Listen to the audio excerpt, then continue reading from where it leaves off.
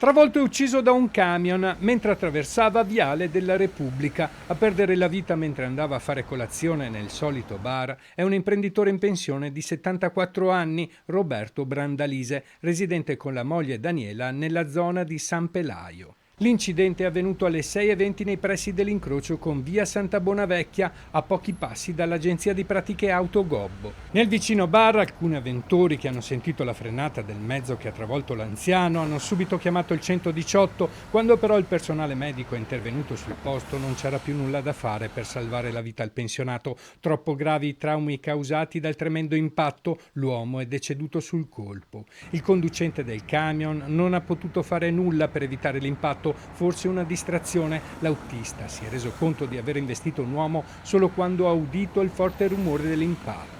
Il conducente, un sessantenne di Castello di Godego che stava rientrando per delle consegne, dopo aver caricato il mezzo pesante di prodotti al mercato ortofrutticolo di Treviso, solo dopo aver udito il forte rumore ha fermato il mezzo e si è reso conto di quanto era accaduto. Sottoposto ad alcol test è risultato negativo. L'impatto fatale ha fatto sbalzare la vittima di almeno 5-6 metri fino a dentro un fossato dalla parte opposta della strada.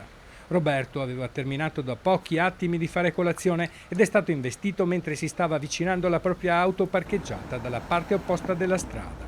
La dinamica è ancora al vaglio della polizia locale, intervenuta sul posto con 3 pattuglie che dovranno ora ricostruire la dinamica dello schianto.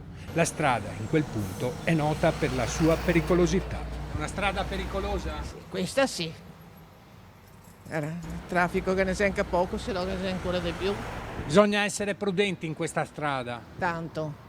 Passare solo sul semaforo. Al vaglio della polizia anche le immagini delle videocamere di sorveglianza e quelle di alcuni privati che avrebbero ripreso l'evento. Roberto Brandalise, stimato e amato in città, era in pensione da pochi anni. Per più di 40 anni aveva lavorato presso la RISP di Vasconna, ditta leader nella produzione di funi d'acciaio e barriere paramassi.